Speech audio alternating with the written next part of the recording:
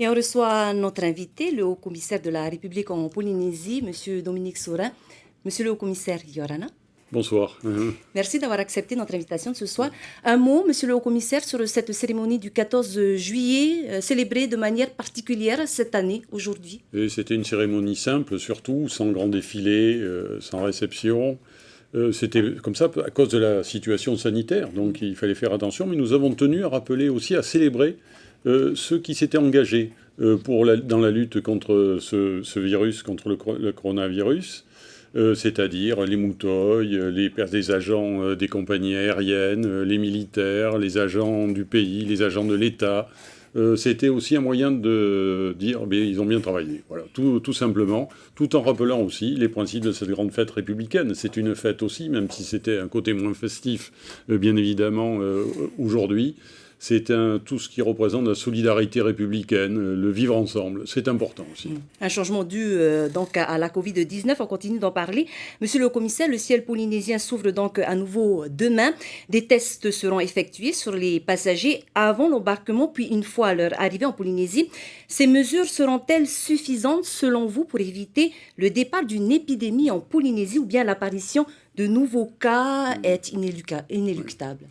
Nous avons gagné la première partie, je dirais, de la lutte contre la Covid-19, c'est-à-dire éviter qu'il y ait une propagation du virus sur le territoire. Et maintenant, il fallait ouvrir le territoire aussi, parce que bien sûr, il faut protéger la population, mais il faut aussi permettre le redémarrage économique et notamment du tourisme. Donc il y a un équilibre qui est à trouver, et cet équilibre, on le trouve au travers d'un dispositif très rigoureux. On a un des rares territoires à le mettre en œuvre de cette façon, avec, comme vous le disiez, des tests avant de partir, des tests après être arrivé ici, mais surtout, il y a un document qui est à remplir par l'ensemble des voyageurs qui permet de les suivre. C'est donc à la fois tracer, savoir où vont aller les personnes, dans quelles conditions vont séjourner, c'est aussi tester quand c'est nécessaire, et ça sera isolé quand une personne sera détectée. Et on a pu profiter des vols de continuité territoriale notamment pour, je dirais, essayer de tester, employons ce terme, aussi tous ces dispositifs. Et d'ailleurs, on a vu, dans les vols de continuité territoriale, des personnes étaient détectées positives avant d'embarquer, elles ne venaient pas sur le Fénois. Donc, il y a un moyen de se protéger. Donc, ces deux tests successifs vont permettre d'apporter le plus de garanties possible pour nous permettre d'accueillir progressivement, parce que tout ceci va être progressif. Il ne va pas y avoir des masses de voyageurs qui vont arriver du jour au lendemain. Ça va nous permettre d'avoir cette série de barrières successives pour travailler, rouvrir notre territoire dans les meilleures conditions possibles, vis-à-vis de la métropole et vis-à-vis des États-Unis aussi, parce qu'il fallait être particulièrement rigoureux vis-à-vis des États-Unis. Et justement, si de nouveaux cas devaient apparaître dans la population dans les semaines ou mois à venir, s'il y a une explosion du nombre de cas, est-ce que la Polynésie pourrait être reconfinée totalement ou partiellement? Oui. Alors on ne se place pas dans la perspective d'un reconfinement total, parce que les choses ont évolué depuis les débuts de l'épidémie, où dans le monde entier on était confronté à quelque chose qu'on ne connaissait pas, il fallait réagir vite. Nous avons réagi vite en prenant des mesures fortes avec le pays, avec le président Edouard Fritsch, mais maintenant on a appris, au travers de des pratiques que nous avons mises en place, nous avons appris, et ça signifie que nous serons en mesure aussi d'adapter les mesures à la situation. C'est-à-dire quand je parle de tracer, tester, isoler les personnes qui arrivent ici et qui pourraient être touchées par la Covid, ça signifie qu'on peut avoir des mesures beaucoup plus ciblées en fonction des situations que nous rencontrerons. Malgré tout, monsieur le commissaire, la population s'inquiète de voir le virus faire son retour en Polynésie. Vous comprenez cette appréhension? Et bien sûr, il y a une inquiétude. On est dans le cadre d'une épidémie mondiale où il y a des millions et des millions de cas, où il y a eu des centaines de milliers de morts. C'est normal, cette inquiétude. Mais après, il nous appartient de pouvoir aussi prendre les mesures pour rassurer la population en matière de sécurité sanitaire, parce que ça reste notre objectif prioritaire, cette sécurité sanitaire.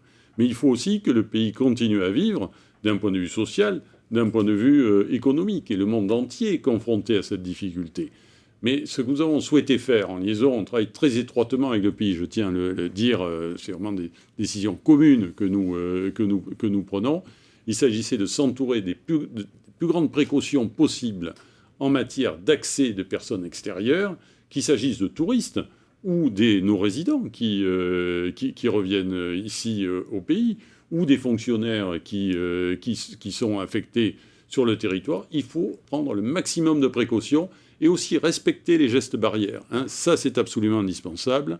Hein, il faut qu'on se remobilise sur ce sujet, parce qu'il y a eu une petite démobilisation quand même. Alors, je le comprends aussi, parce que c'est le naturel polynésien d'accueil. Alors, il faut toujours accueillir de la meilleure façon possible, mais avec des gestes barrières. Monsieur le haut-commissaire, sur un plan financier, cette crise sanitaire donc, a un impact majeur sur les économies de la Polynésie. La Polynésie qui n'échappe donc pas à cette règle. Le pays se doit d'emprunter, mais il semble peiner à obtenir des prêts auprès de l'État. Le gouvernement central a-t-il moins confiance dans l'économie locale ? Non, il n'y a pas de moins de confiance. Le gouvernement central aide l'ensemble des territoires. Il y a déjà des mesures qui ont été mises en place ici en Polynésie par l'État. Ce sont les aides du Fonds de secours pour les entreprises. Il y a eu 13 000 dossiers pour 2 milliards de francs payés. Il y a des prêts garantis par l'État qui ont été octroyés aux entreprises. 643 entreprises en ont bénéficié pour 31 milliards de francs. Et le pays va aussi bénéficier d'un prêt qui est en cours de discussion. Mais ça ne veut pas dire qu'il n'y aura pas d'autres interventions. Il s'agit de faire face là, aux besoins les plus urgents. C'est-à-dire qu'il faut mettre en place des mesures qui permettent d'assurer la trésorerie du pays et de la CPS aussi. Hein. C'est les deux pour faire en sorte qu'il n'y ait pas de difficulté de paiement. Alors, si une réelle première vague devait toucher le Fénois, est-ce qu'aujourd'hui, avec quelques mois de recul, nous avons les moyens humains et matériels pour assurer la prise en charge des malades ?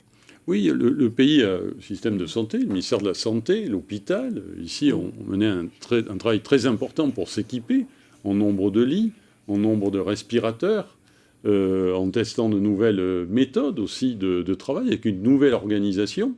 Donc il y a eu une progression en termes d'équipement sanitaire, en termes d'équipement médical, d'équipement hospitalier, pour faire face à cette situation. Il y a une prise en compte de tout ça.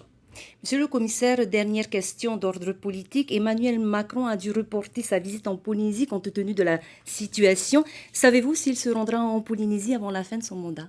Mais il a manifesté, on l'avait eu il n'y a pas très longtemps, avec le président Édouard Fritch, nous avons eu une visioconférence avec le président Macron, où il nous a dit qu'il voulait venir à nouveau, avant la fin de l'année, en Polynésie française. Alors, bien sûr, tout ceci dépend de l'actualité et du plan de charge très important pour le président de la République. Il y a même des dates qui ont été évoquées comme la fin du mois d'octobre. Rien n'est décidé encore, rien n'est arbitré, mais le président de la République veut venir en Polynésie française.